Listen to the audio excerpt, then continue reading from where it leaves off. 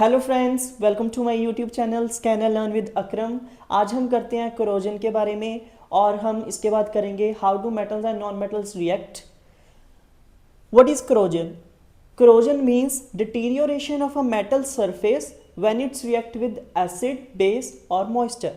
जब भी हमारा कोई मेटल है उसकी जो सरफेस है वो रिएक्ट कर जाती है हमारा एसिड के साथ या बेस के साथ या फिर मॉइस्चर के साथ जो हमारा एयर में प्रेजेंट रहता है, उसको हम बोलते हैं corrosion. For example, black coating of silver sulphide on silver articles. जो हमारे सिल्वर के आर्टिकल्स हैं, जब हम उनको लॉन्ग टाइम के लिए यूज़ करते हैं तो उसके ऊपर थोड़ी सी ब्लैक कलर की कोटिंग आ जाती है, जो कि कैसे बनती है?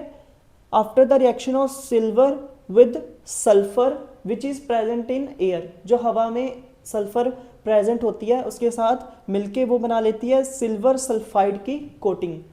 उसके बाद green coating of basic copper carbonate.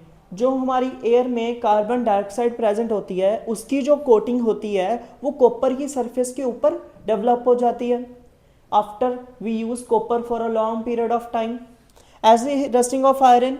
Rusting of iron is quite common. Rusting का फॉर्मूला क्या है? Iron oxide dot x molecules of water. Means यहाँ पे ये क्या रिप्रेजेंट करता है? Water of crystallisation.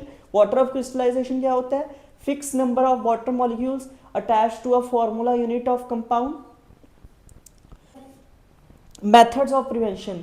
तो मेथड्स ऑफ प्रिवेंशन कौन कौन से हैं हमारे कोरोजन के? सबसे पहले आता है हमारे पास गैल्वेनाइजेशन, फिर painting, oiling, greasing, alloying, chrome plating and anodising.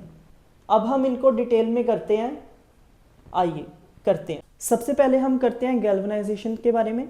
Galvanisation simply means जो हमारे आयरन एंड स्टील के आर्टिकल्स हैं उनके ऊपर हम पतली सी लेयर चढ़ा देते हैं जिंक मेटल की, क्योंकि जो हमारा जिंक मेटल है वो लेस रिएक्टिव है एज कंपेरेबल टू आयरन, तो वो इजीली कोरोड नहीं होता।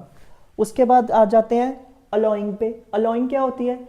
Alloys are homogeneous mixture of two और मोर मेटल्स, या फिर एक मेटल और नॉन मेटल का homogeneous mixture. For example, stainless steel. Stainless steel is made up of iron, nickel और chromium. Bronze. Bronze is made up of copper and tin. Solder. Solder is made up of lead and tin.